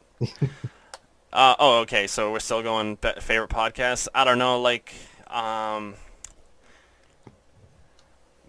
maybe I always like the ones we did on game reviews. Both of them, the ones we did with Juan and Steven and that other, I can't even remember his name. That he did one podcast with us, but I thought it was a good podcast. And with Which you one? guys though, the one about game reviews. With you guys though, I don't know, the PS4 top 20 was pretty good. And That's the racing just game because one, it too. happened like 2 weeks ago. That's the only one you remember. Oh no, because I mean I just like had a fun time doing it. As far as like as a listener, which is the most entertaining, I'm not actually. I would say the one where we discussed esports being a sport or not, because we had differing points of view, but there's no real answer to it. So it was just like a good discussion that covered all angles, and yeah, I thought that was one of our better podcasts. And net neutrality got repealed today. That is not good at all. I heard about that. I'm pretty worried. I don't wouldn't be too think worried for like now. it's not great For but now, I don't but think It's gonna I don't slowly think get it's going worse to and be worse. like drastically like crazy, but like there's obviously the potential for a lot of bad things to happen, but I don't think it'll be super bad. Obviously, it's better to have net neutrality, but I think it's gonna be slow just to avoid people really flipping out about it, but I do think that eventually it's gonna be pretty bad. It's going to be and I'm slow not because happy people about are it. about to sue over it. and sue like crazy. Yeah, yeah, yeah. I think it'll end up going back to net neutrality. I really Okay. hope so.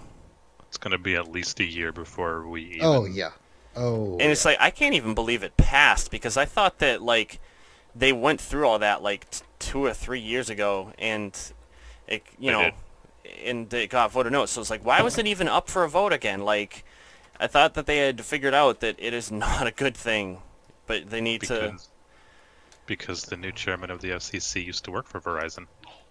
Oh, that makes sense. What a prick. Yep. Fucking asshole. And the other pricks are the ones that voted with him. Fucking dickheads. They are Republicans. 3 Republicans, 2 Democrats. I'll have to yell at my mom about that then. Because she's one.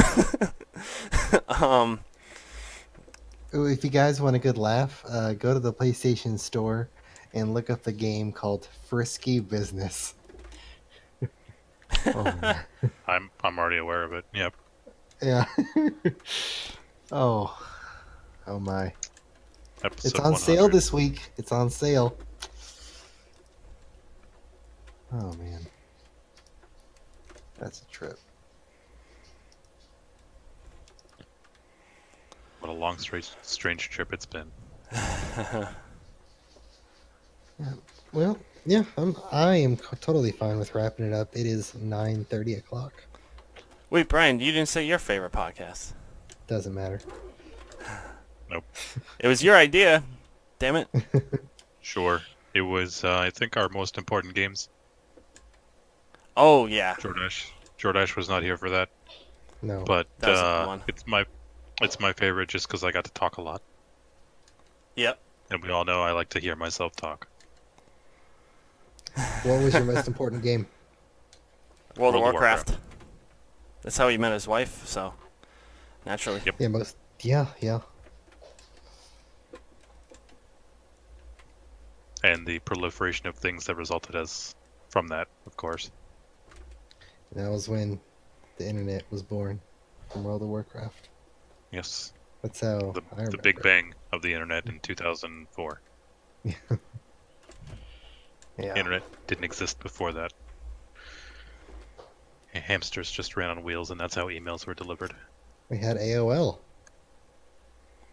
AOL.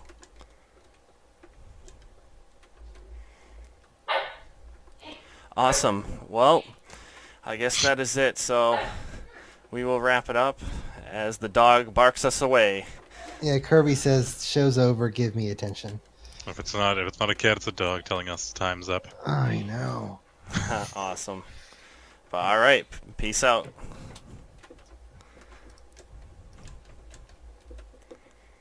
My animals, terribly behaved.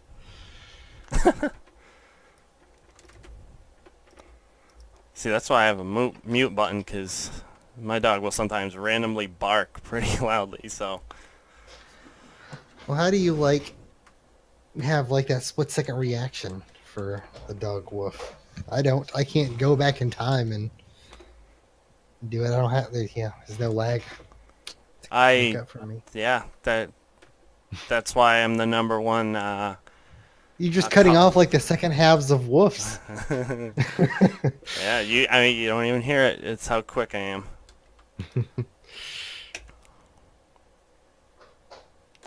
Nice, but yeah, as usual, I'm having The puppy's name is Kirby, by the way. nice. I used to call my last corgi that. Nice. That wasn't his name, but I would just call him it anyways. The only problem with Kirby is that there's not a lot of good nickname things to go with. Like our cat Cyrus, there's a million names to go with it. Yeah, She can be the virus. she can be the cyborg. There's so many things to go with Cy. But Cyrus the virus. Yeah, Con Air, Correct. bro. Con Air. Best movie ever. all those things. John But, Malkovich. yeah, but with Kirby, he can be Curb Stomp, and that's it. And there's nothing else that goes with Curb. You can curb his enthusiasm. Okay, but that's not Curb Your Enthusiasm. That's not going to be a good playful name. Yeah, I realize it's less of a nickname and more inconvenient to say. Yeah, more an inconvenient truth. Al Gore.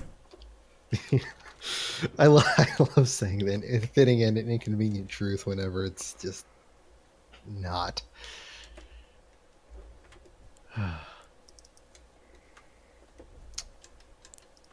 this dog, he was good, but then he wanted to play, and like Samantha was playing with him with like a normal toy, but then he's like, "Nope, I'm gonna find this squeaker," and he found that one, and dog's gonna dog. That's what they do.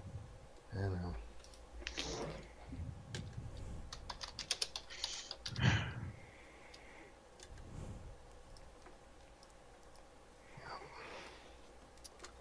Same Yeah. thing with children, except you can't just lock them outside if they piss you off. I mean, you can, but then people in suits come and take them away. Is that a rule or it's a frowned upon? Depends who you ask. It depends on where you live. That too, I guess. Yeah. In the middle of nowhere, It's a no. little. No You're one in will ever Maryland know. and not Southern Maryland, so you're a little too metropolitan for that. Yeah, I'm a little too close to DC, Baltimore, and Yeah. Philadelphia. Yep. What's the difference between metropolitan and cosmopolitan? Men, women. Oh, that's it? I don't know.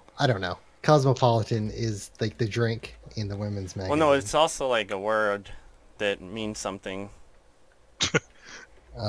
Many That's a good narrowing down of it. I think Cosmo. Well, I'm just gonna Google the definitions, but before I get there, I'll tell you what I think they mean. Metropolitan is just kind of like a city person, and a cosmopolitan is like a fancy type person. No, I'm wrong. Shocker. A cosmopolitan is familiar with and at ease in many different countries and culture.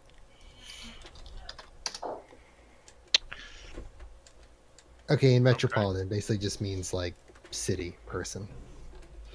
All right, good fun facts, but yeah, I'm gonna catch you guys later. I have to holler at this dog for being terrible. Later. holler at him indeed. Yeah. Later. Awesome. Yeah, I kind of can't go anywhere. I'm in the middle of a race. Also, I'm having some tactical trouble. I tried switching over to the PC input, and yeah, nothing is showing. Well, there's your problem. You're on a PC.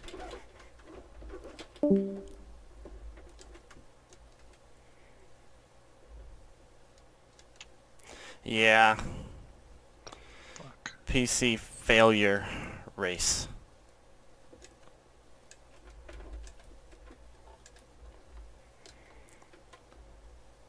Although Doom is way better on PC. Way better graphics. Kind of.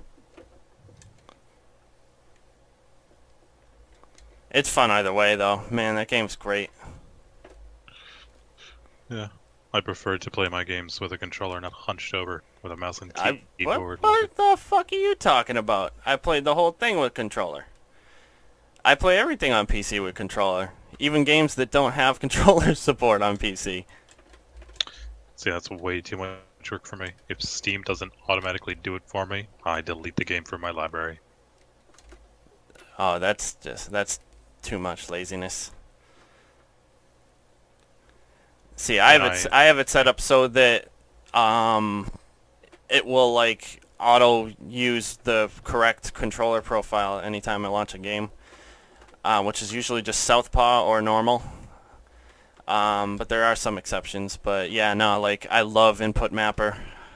I love being able to change the controls to anything I want, literally. You know, it's way too much work for me. It's very simple. Like, I mean, it I bought an launches when you Xbox, so start I a wouldn't computer. have to deal with it. That's true. But yeah, you can't can get play nowhere any near Xbox as good game on graphics. PC, I can. Yeah. But I'm also, I'm not last gen honest, games. so I mean, don't care. it's basically remasters the PC version, so that's always nice. But yeah, no, what's it called? Like, I mean, it literally shows you like a picture of the controller. You click on a button, and then you click on what you want to change it to. And you can even like switch to keyboard and make it any key on the keyboard. There are even presets to just do like a lot of it for you. Like if you just want to switch the analog sticks or assign certain stuff, there's a whole bunch of stuff, and it's a free program. And it's crazy, like a free program, and I use it so much. I would easily pay for something like that. Which is why I donated. Which gets rid of ads, which is nice, but yeah, I want to donate again just because it's like I seriously use that thing every single time I play on PC, and it just works flawlessly. Which is not what I can say about the PC itself. Because it's a PC. I can only imagine. Yeah.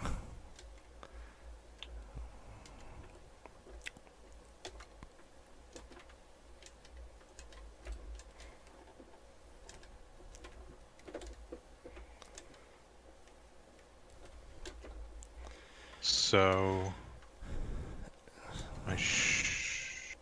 there we go. Something about Dropbox changed. So I was struggling to figure it out, but yeah, that's up a bit. And I was thinking of a topic: favorite PlayStation features.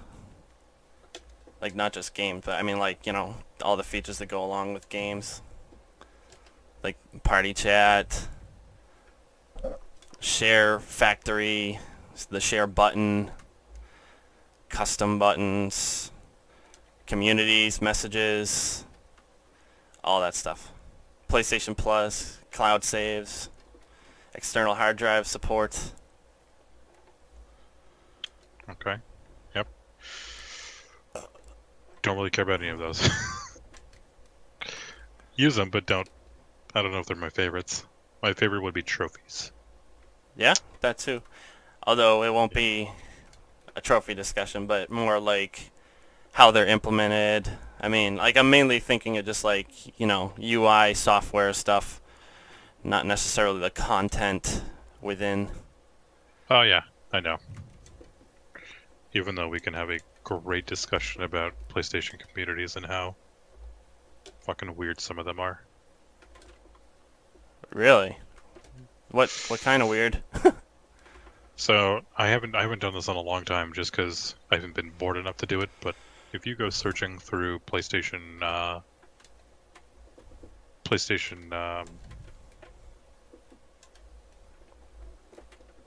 lost my train of thought for a second. If you start looking up like friends communities, and then those friends communities, and then just kind of spiral out from there, you'll run into some weird things like what should be sort of like hookup communities, but it's What? just a bunch of dudes posting and trying to meet girls. And if you look at the girls' profiles, they're like trophy level 0 or 1, most likely 0, because they haven't played any games. Yeah, Or, there's scams being run. Like, have you ever got random messages from people you don't know? all the time. Yep. And it's the same like spiel, automated bot stuff of playing Overwatch and doing something else and come find my cat. I actually led one of these on for a little while just to see how far it would go. Yeah, me too. They invited me to a cam show and said free something or other, and then like I actually asked, okay, what's the site? And then they gave it to me, and I looked up like, scam, and then wrote the name of the site, and like I was I just wanted confirmation that it was a scam, and I sent it back to him. I was like, see, I know what you're doing, you dumbass. Like, like try it on someone else, or just stop, or you're getting reported or something. I forget what I said, but either way, I was like, yeah, you're busted. Like, I knew the whole time, but it was just like funny that they were even going like with such a shitty attempt. Like, man, there are some dumb people out there though. So I guess that's how those like email scams work too. It's like even if like 99.9% of people turn it down, it's like they survive off that 0.01% of dumbasses. And I'm sure it doesn't really take a lot of time or effort or money to make a bot Yeah. that just auto replies the same messages to whoever you spam message. It's funny because like the bot's replies are actually like you'd think that there would be some weirdness in like the conversation, like they would not really reply correctly, but they in my little exchange there they did. Like it seemed like almost like it was an actual person. Like I thought it might have been an actual person running a scam. Turns out it was a bot, but like the conversation itself, like it didn't seem as weird as you would think a bot conversation would be. Yeah, I mean, then again, the more believable they are, the better chance they have of Yep. finding that one dumb idiot. I mean, I just like feel bad for like the younger kids that don't know any better, because I mean that I gotta think that's mostly what they get. But I think most younger kids won't have access to like a credit card or anything that could help the bots. So yeah, But still, I mean, that almost doesn't even make sense. Why would a kid try to go to a camp show for free when kids these days have grown up with just free porn everywhere? well, they might think that they're like, oh, I'm meeting a friend that could be my girlfriend someday or something like that, and they want to do it that way. Because it's like I'm pretty sure that the site they give to you, it's like you go there and it to sign up and go to their free show or whatever, like that she gave you special access to. That's what the message said. Like you would have to. I'm assuming you would have to register with the credit card, and that's how they get you. Just by putting your credit card info in there, and then they use that. Like, do you know how some sign ups like they require you to have a credit card on file? Like, I mean, I had to get PlayStation Plus for my UK account, and they required that. And obviously my US credit card wouldn't work, so I actually had to create a UK PayPal account with no, credit or bank card attached to it, but it still worked. It just didn't work when I tried to do it through the PS4. For whatever reason, I had to go to the PlayStation actual website on my computer for it to work.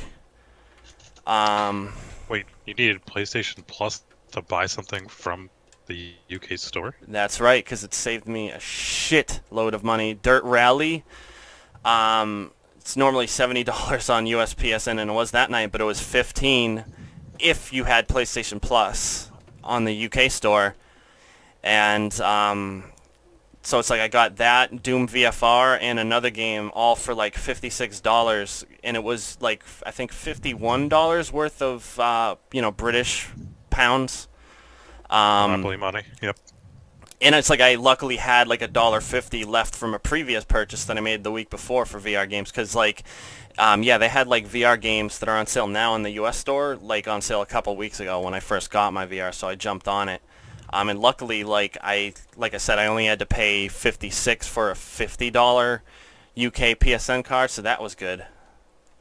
So it's like I ended up saving a bunch of money and not have to spend much as far as like the exchange of using British money instead of US, because normally I think the exchange is 1.5 or something like that. Like instead of it costing me 50, it would have cost 75 if it was just a straight up exchange rate. But Right. G2A, for whatever reason, has them pretty cheap. Like you only have to pay like a couple extra dollar or two to get UK PSN cards. So it's like I bought like I think like 6 games in the past like couple weeks on the UK store. Hey, yeah. No, I got free neck 2 by doing Australia, or Australia. yeah, I think it was Australia. Yeah. Or New Zealand, or that area. I didn't need a PSN though. I just needed to create a quick PSN account. And then I don't even know if they revoked my. Well, I don't think they revoked any capabilities of being able to play the game because I was able to play it as recently as the other day, but I haven't even logged on to, to that account since I basically downloaded NEC 2. But yeah, that's weird. I didn't need. But then again, it wasn't on sale. It just went up for free that day when it launched. Yeah, So like maybe. I needed the PS Plus discount because there was like Oh, zero okay. discount without PS Plus. So yeah, it saved me a ton of money, and I'm glad because Dirt Rally is one of the best PlayStation VR um, games. It's because it's literally the full game in VR, and it's pretty good quality. So, and it's a hell of a lot more fun than it would be normally, because I was never the biggest fan of it, but in VR, I mean, it's hard to say no to. Um, Although it is still kind of bad if you're on asphalt, like on gravel and stuff. It's fun and stuff, and like snow, but it's just like on asphalt. It's always been pretty bad as far as rally racing games go. Yeah, I would assume that most fun rally games are the off-road type. Yeah, well, I mean that's rally. It does like do both. Like real rally racing, they're not all just gravel. They're not all just snow. Like there is also a lot of rallies that are like only on tarmac. For whatever reason, though, dirt rally just feels like crap on tarmac. Like the physics are just off, and the wheel, like you almost feel nothing. Like it goes from getting strong feedback and resistance from the wheel, then to like just being nothing, like dead. It's weird, but um, it's serviceable and still fun. Like VR is perfect for any racing game. So it's like, yeah, actually, I do need to play more of that. Like there's like a bunch of VR games I have that are like games I could play consistently for the next couple of years, but then there's not like a ton of games that are just like linear, straight up experiences that I have, or I've already played through them. But Right. I mean, it's still so much fun, and like if there will be more coming, and like I definitely need to get Farpoint and Skyrim. Those are like at the top of my list for like VR games in the future. Aside from like some smaller stuff that I do want to pick up, like that 100-foot robot golf. I hope it doesn't suck. Like it was only $6, but as like I've always been interested in it, just because it had a corgi in the trailer. It has corgis on the PlayStation Store, like the screenshots and stuff. There was like a bunch of them, and they were on the moon. So it's like, okay, Oh, that's hilarious. you've suckered me into buying this. Yeah, I'm a little. I haven't been suckered in, but I'm kind of tempted to buy a couple things that I saw on Xbox. I downloaded the demo for Forza Horizon 3, I believe, is the most Excellent recent one game. from last year. Yep. Yeah, I was actually not terrible at it, and it was Hmm. more enjoyable than I thought. I'm surprised. Then again, it was the demo that I played, and I couldn't play a whole lot of it. It's I played the demo several times. It is like the same. I mean, maybe it's like oh yeah, that's because when you do first fire the demo on, it does have the driver aids enabled, and I hated it because they actually do too much of the driving for you. But like for you, that might be a good thing because it's like you're not gonna be crashing off the track every 2 seconds. By driver aids, you mean the line on the ground that shows you blue and red when you should slow down slash apply the brakes? That's one of them, but a lot of it also is just like it literally will brake and steer the car for you to a certain degree, Oh, that's and kind of dumb. also just help you maintain stability. Um, I I mean, don't need I don't need braking like that, but the visual guide of when I should brake is kind of useful for me. That's why I was probably enjoying it more than I thought I would, and especially yeah, because the one mission I did in the demo was me in an off-road vehicle chasing a dude in a helicopter that basically got dropped off just by the finish line, huh? which I found fun. Oh yeah, yeah. The that one was very cool. Like The disappointing thing is though, those are called showcase races, and there's not very many of them. Or Oh, that's at disappointing. least you have to play a good amount of regular races to get to those. However, there is the Hot Wheels DLC, and it's kind of incredible. I'm, yeah, that's one of the reasons I was tempted for that, because I think the game was on sale recently for like, I don't know, like $25, something like that, Mhm. which is a little much and more than I'd want to pay, but I think it came with the Hot Wheels DLC, so that's the only reason I was considering it. So Hot Wheels stuff looks Mhm. hilarious. It is very cool. Um, yeah, I mean that I need to play more on PC, but yeah, no, it is really a good game. I think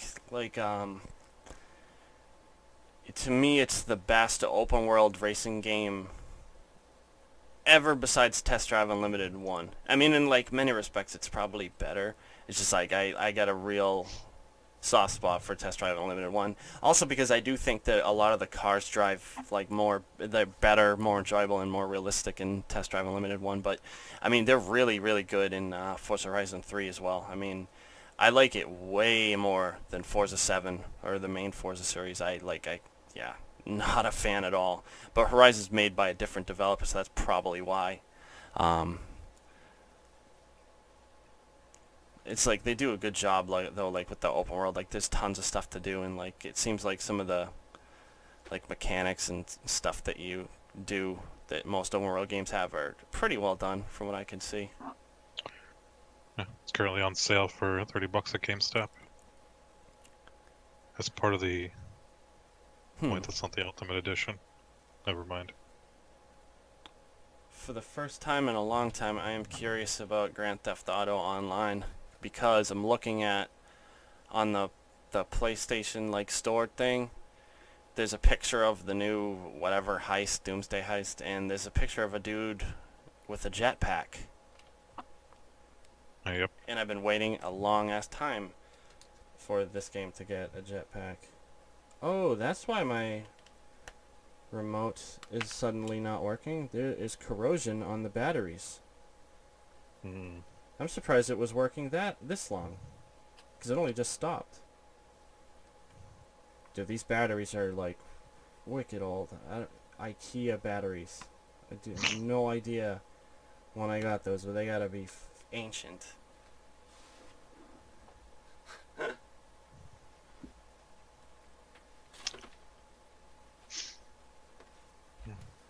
Yeah, Forza Horizon 3 Ultimate Edition at GameStop on sale for $40. That's cool. Because there is also there was a winter location or something like that, like Winter Blizzard Mountain, I think. I have that, and then there was a bunch of car DLCs too. Oh yeah, So, that reminds me. maybe.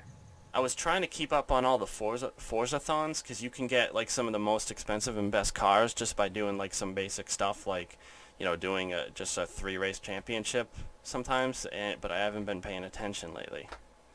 I probably should because I could have missed out on God knows what.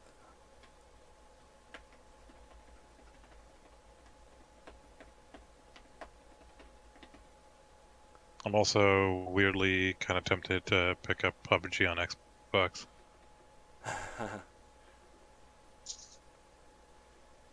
See, until that game is very cheap, I would just stick with Fortnite just because I actually do like Fortnite and um. But even that, I haven't played it since it first came out. Liked it. I It's I just, own Fortnite and I haven't played it. I played one match and yeah, I'm not going to, but again, I'm weirdly tempted just because I have hmm. it. I have an Xbox and I'm able to, and I just want to see what all the fuss is about. I assume it's really nothing special, and I'd either hate it or be terrible at it, but still kind of tempting, nonetheless. Yeah. But thankfully, I'm broke, so that's not an issue. I spent not my last, but I spent an extra $10 on Halo 5. Nice. So have you not played that one yet, or? I did. I bought it Hmm. new when it was like $60, and it wasn't worth $60, but I'll play it again for $10 and the multiplayer. Hmm. Because Best Buy is doing like they had a deal of the day, I think yesterday or today, where a bunch of Xbox One games were on sale for like $10 to $25, and it was 15, and then I had some money off reward and Gamers Club discount. Nice. That thing has already paid for itself. Yeah, I know I have a Gamers Club certificate I gotta use. Yeah, I still have actually another $20 one that I don't know what to use it on. It was It's going to like, go towards Ni no Kuni, but that just got delayed. yeah, like I was gonna use it on the special edition of Shadow of the Colossus, but that I don't. The last I checked, it wasn't on the Best Buy yet. Um, so I hope it is before the expiration, because those certificates do expire. I let one expire a couple months ago, and I was so pissed at myself. I was like, damn it, because I didn't know. And, yeah. And Yeah, the other option is that's Farpoint and Skyrim. oh Oh, the one irritating thing is, you remember Crytek's last game, Robinson: The Journey? It's a PSVR game. yes, You can't find it anywhere. Like, no really. stores are selling it.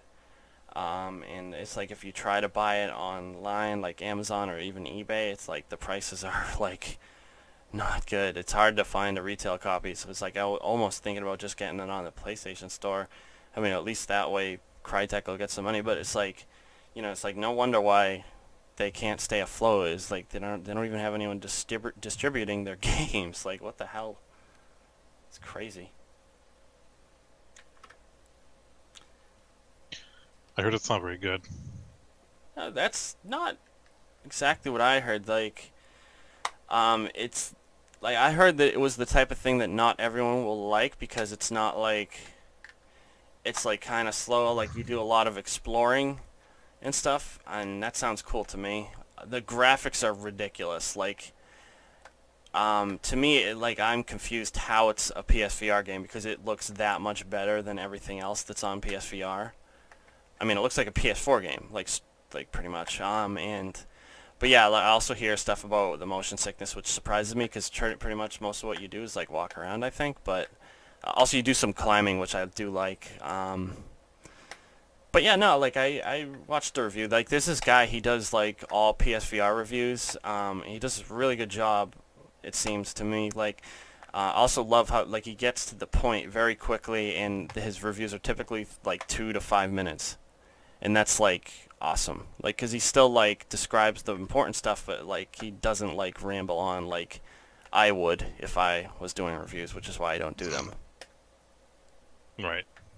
It's like, I've tried doing a couple, and it's like the video ends up being way longer than I wanted, and I just, like, has no structure. I talk about bullshit, and I was like, yeah, no, axing that, delete, and then don't Well, upload that's it. why. Yeah, that's why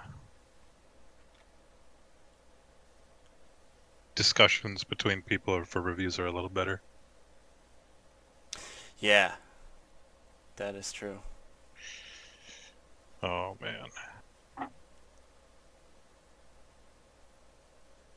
All right. See, now I'm really tempted to get Forza. Play play the demo again, and that should help you decide. Um, Well, the problem I have is that I have this like oh shit, still recording. I, shooting shit for an extra hour is fine. I have this like preconception of games that it's kind of hard to get over sometimes. Mm-hmm. Like you know, all the problems and struggles I've had with the Souls games and Bloodborne and stuff like that. prevent me from wanting to play them again. And, I've just given up on that series and just don't care. Mm-hmm. Which is why I almost didn't give Neo a shot, but, I ended up getting Neo and I loved it, and I actually beat it, which is kind of incredible, given the how I felt about those series and stuff like that. So I'm not the biggest fan of those kinds of racing games, but Yeah. from what I played of Forza Horizon 3, I really enjoyed it. And I'm tempted. I mean, I could basically buy it for free right now from Best Buy because I have a $20 off reward coupon, Nice. and it's on sale for $20 right now. I So I could mean, literally get it for free. like what I can tell you is there are RPG elements. There are also, unfortunately, some minor microtransactions. Like there's one that will tell you like all like secret locations on the map. So instead of you having to go and look, you can just pay like I think $2 or $3 and get all that mapped out. And I actually did that. Just because I'm kind of lazy like that. But Oh, I did the exact same thing in Assassin's Creed Origins. oh. You pay literally the same thing, like $4 for a map pack of hidden locations for certain things that don't show up on your Mhm. synchronize. Fuck it, I don't care. I'm lazy. It was worth it. And you're not like a car guy like me, so the fact that like earning money doesn't come super easy, and so buying like some of the most expensive cars might be difficult, might not be a huge problem for you. Also, though, like I did mention the Forzathon thing, it's often pretty simple what they actually expect you to do. It's like usually runs for a weekend, and you can often get very expensive cars that way, which I've got multiple and some of my favorite cars in the game. But generally, another thing to know is that they do start you at much slower cars and work you up. Or I mean, it is kind of up to you as well. That's another cool thing about it is you can go to certain races and stuff or certain championships, and most of the time you can use whatever car you want. Like you'll have to like create like your own version of said championship, but it's very simple. Like you can just say use the car I'm in now or this car class or identical cars to this one, and so that way like you don't have to jump right into the super fast cars like that first car that you drive in the demo, which is the Lamborghini Centenario. That's one of the faster cars in the game, like the highest class or whatever. And like, so it's like you're not necessarily limited to stuff like that. Like you can drive pretty much whatever you want, and there's a good mix of on-road, off-road. But it's like it's one of those things where it's like you might have a great time, or you might like just not have the time to play it, or just like be compelled enough to really get your money's worth out of it. So it's like Yeah. you would probably know better. Hey, do you happen to know how long we went on the podcast exactly, just so I know where to look on the timeline? Because the record button was on for a long time after we stopped. No, but I can. Well, it was around an hour and 10 minutes, but Okay, I can just like hour and 15. sweet. World of Warcraft. That's how he met his wife. So Yeah, naturally, it's basically either that or Monster Hunter World for me. as the dog barks us away. Since I have that All right, $20 peace coupon out. that expires in February, and it was going to go towards Ni no Kuni because I have the expensive collector's edition pre-ordered, but that's been delayed till March. So Hmm. I Damn. can't use the $20 off on it anymore, unfortunately. So I have $20 off to spend on something, and it's either an Xbox game like Forza that I'm unsure about, but will. But I can basically get it for free, and if I don't like it, I can, just sell it off. Especially if I get it physically, or Monster Hunter World, which is another thing that, like I was mentioning during the podcast, I have always been really intrigued by the series, but never really liked it because it was always on PSP or on Yeah. DS, and just not being able to control the camera properly always pissed me off. It's why I hated I liked it, but I kind of hated Peace Walker on PSP. Besides just the Because I tried it really, briefly, but when I actually played the full game, I played it on PS3. But I did try it briefly on the Vita, and yeah, I concur. It's not great with the PSP controls. yeah, because if I remember Or frame correctly, rate. yeah, the frame rate was a little rough, but that's all right. 20. If I remember the controls, it was like you controlled the camera with the face buttons, I think. I thought it was one where you like click the left trigger button and then the analog stick would control it. I could be wrong though. It's it's been so long, I don't remember. But all I remember was it being terrible, Or the control scheme. or maybe I it mean, was like you click the left trigger button and then the face buttons would control camera. whatever it was kind of a mess. So Yeah. Like a lot of PSP games were like that, which was what was so cool about Resistance Retribution, because well, for me at least, because I'm a Southpaw player, but like the analog stick was left for aiming, and then the face buttons were for movement, which is fine, because movement you don't have to be as super precise like you would with aiming. So it was basically just like an awesome shooter. Love that game, but yeah. So I you said you liked the idea of playing Monster Hunter on a DualShock 4, but did you like not actually play the beta? no, I did. I didn't do all the missions. I was unsure about it. I had fun, but I played it entirely by myself. Oh. I didn't do any of the group stuff because Were I you just were you able to beat the monsters like by yourself? I beat the first two by myself. Yeah, Really?